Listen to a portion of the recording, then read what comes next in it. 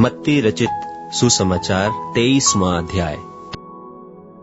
तब यीशु ने भीड़ से और अपने चेलों से कहा, शास्त्री और फरीसी मूसा की गद्दी पर बैठे हैं, इसलिए वे तुमसे जो कुछ कहें वह करना और मानना, परंतु उनके से काम मत करना, क्योंकि वे कहते तो हैं पर करते नहीं। वे एक ऐसे भारी बोझ को जिनको उठाना कठिन है बांधकर उन्हें मनुष्यों के कंधों पर रखते हैं, परंतु आप उन्हें अपनी उंगली से भी सरकाना नहीं चाहते। वे अपने सब काम लोगों को दिखाने के लिए करते हैं। वे अपने तावीजों को चौड़े करते और अपने वस्त्रों की कोरें बढ़ाते हैं।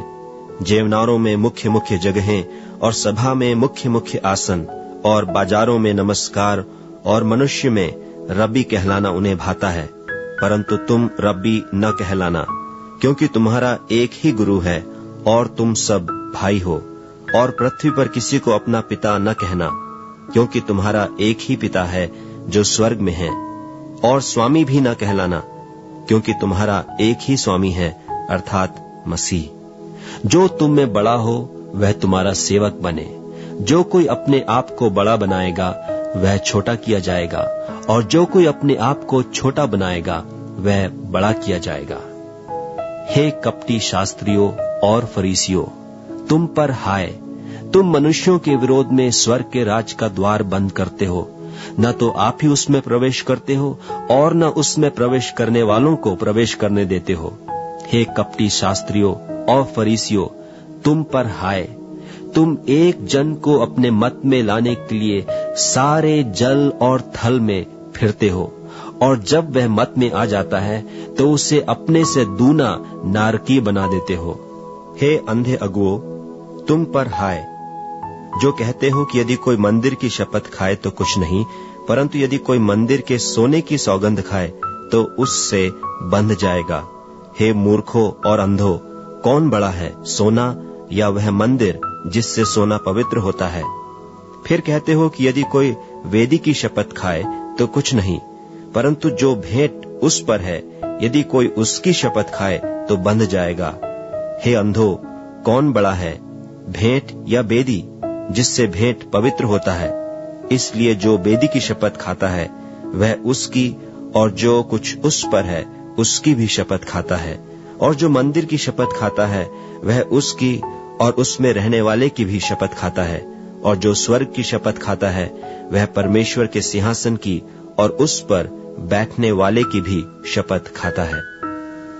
हे कपटी शास्त्रियों और फरीसियों, तुम पर हाय, तुम पुदीने और सौंफ और जीरे का 10वां अंश देते हो, परंतु तुमने व्यवस्था की गंभीर बातों को अर्थात न्याय और दया और विश्वास को छोड़ दिया है। चाहिए था कि इन्हें भी करते रहते और उन्हें भी न छोड़ते। हे अंधे अगुओ, तुम मच्छर को तो छान डालते हो, परंतु ऊंट को निगल जाते हो। हे कपटी शास्त्रियों और फरीसियों, तुम पर हाय, तुम कटोरे और थाली को ऊपर ऊपर से तो मांजते हो, परंतु वे भीतर अंधेर असंयम से भरे हुए हैं।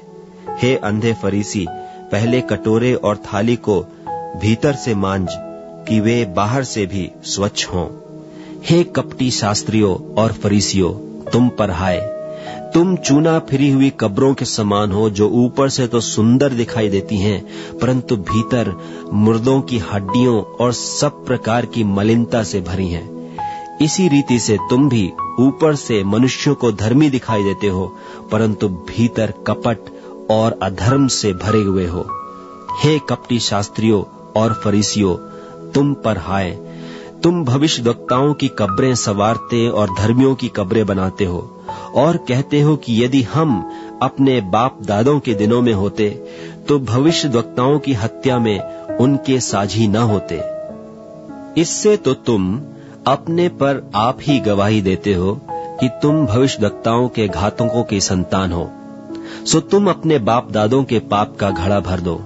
हे सांपों, हे करैतों के बच्चों, तुम नरक के दंड से क्यों कर बचोगे? इसलिए देखो, मैं तुम्हारे पास भविष्यद्वक्ताओं और बुद्धिमानों और शास्त्रियों को भेजता हूँ, और तुम उनमें से कितनों को मार डालोगे और क्रूस पर चढ़ाओगे, और कितनों को अपनी सभाओं में कोड़े मारोगे और एक नगर से दूसरे नगर में खदेड़ते फिरोगे, जिससे धर्मी हाबिल से लेकर बिरिक्याह के पुत्र जकर्याह तक, जिसे तुमने मंदिर और बेदी के बीच में मार डाला था, जितने धर्मियों का लोहू पृथ्वी पर बहाया गया है, वह सब तुम्हारे सिर पर पड़ेगा। मैं तुमसे सच कहता हूं, ये सब बातें इस समय के लोगों पर आ पड़ेंगी।